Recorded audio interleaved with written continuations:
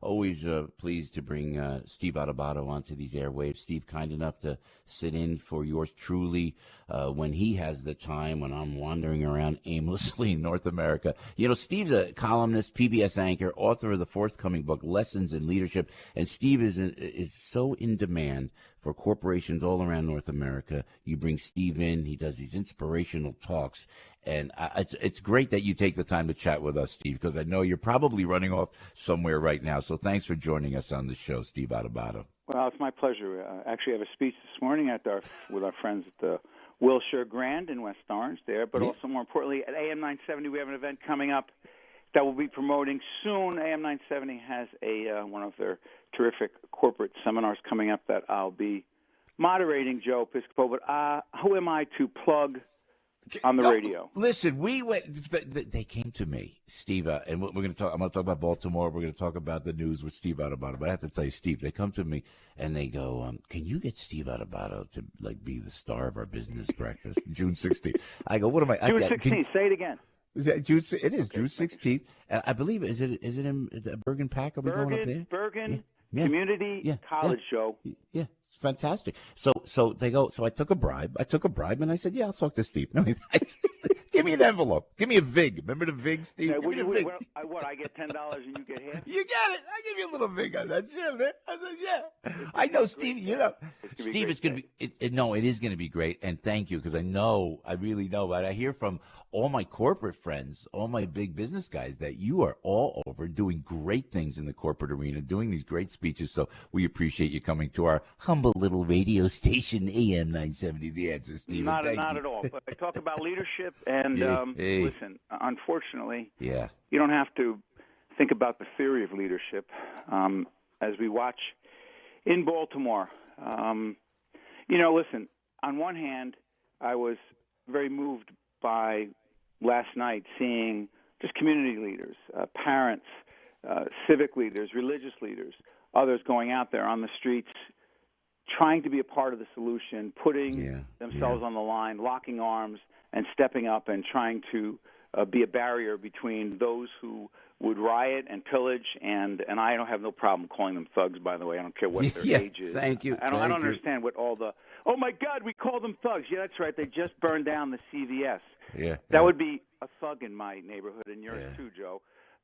Sure. But at Steve, the same time, Steve, I also get concerned over time because at a 10 o'clock curfew, if you're going to call it, ultimately it has to be the authorities who are in control, and I'm glad that the police had incredible restraint. And, Joe, think about those police officers having rocks, bottles, bricks thrown at them, the restraint, the patience not to move in at 10 o'clock and to do what they did, because things could have gotten much worse. Less than leadership the night before. I don't know the mayor there. Joe, you know what she said, and you can repeat it. You have it right there. If not, I have it. No, Stephanie Rawlings-Blake. I mean, and in your article, Steve wrote a great article about this. Did she really say those words that you said? Joe, here it is. She is speaking publicly over the weekend when things are starting to get a little hot. She's trying to strike a balance between those who want to protest and have a sense of law and order. She said, quote, "It's a very delicate balancing act, because while we tried to make sure that the protesters, were protected from the cars and other things that were going on, this is the part that really I had a hard time with. We, the leadership in Baltimore, also gave those who wished to destroy space to do that as well. We also gave those who wished to destroy space to do that as well." So, okay, so those kids hear that. Others hear that. And they say, oh, so we, according to the mayor, have the space to destroy if we want to. Let's get together and do what we're going to do. Am I blaming the mayor for everything that happened? No. Am I saying she contributed to it? Yes. And then when confronted about it, Joe, when things went crazy on Monday night, she's confronted on live television with her words, and she said to the media, "Don't take my words out of context. I never said that." She did say it. A lesson in leadership: when you screw up, own it. You contributed to the problem, Madam Mayor. Own it. Or no, it's interesting to see what's happening with the governor and the mayor. I don't know that they're on the same page, but the good news is, like you said, Steve, is that there is some calm in Detroit, into Baltimore. But when you look at Detroit and you look at Ferguson and you look at all the inner cities, you and I, our families come from Newark, the Adubato family.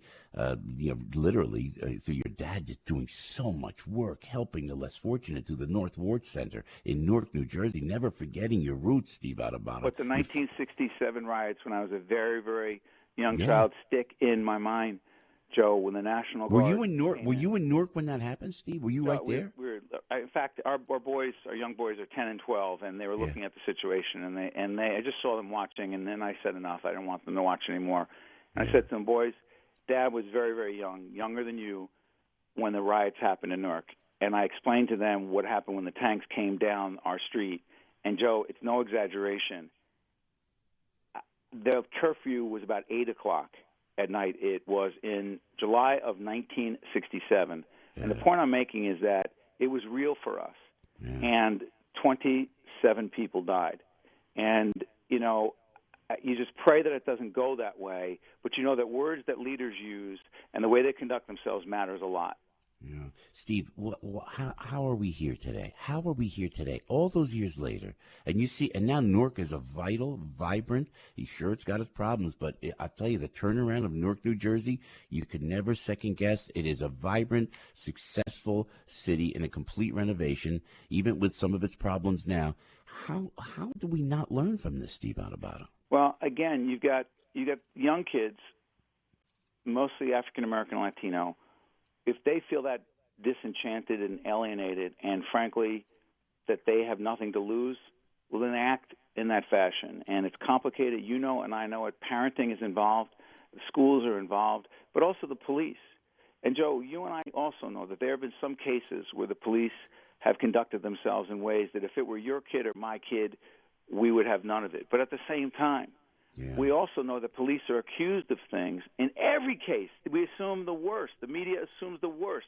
The minority community often assumes the worst, that a white cop could never do the right thing by a minority kid or by a minority adult. And the fact is, case by case, Joe, look at the facts.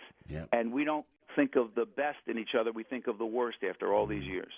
And you know what's upsetting is that you see the mayor, Mayor Stephanie Rawlings-Blake is black. The police chief is black. The president is black. So it's not racism. And when we came up, none of that was there. That you didn't have people of color in. It was all white leadership. So now, and I don't know how that's why you don't want to blame the president, but I do blame the president because he has it in his hands, Steve. If he would just get out of his SUV with the Secret Service, walk those streets, and I know how he could change generations, what this guy can do. I think the president, I want to be fair and I want to try to understand the position he's in, but I feel like the president is perplexed as to what kind of leader he should be. Because on one hand, he did call the people who did what they did in Baltimore thugs. Right. But the truth is, that's where he should have ended.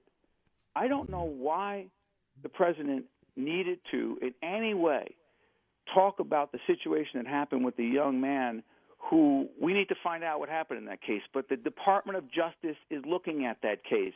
The Department of Justice will handle that case.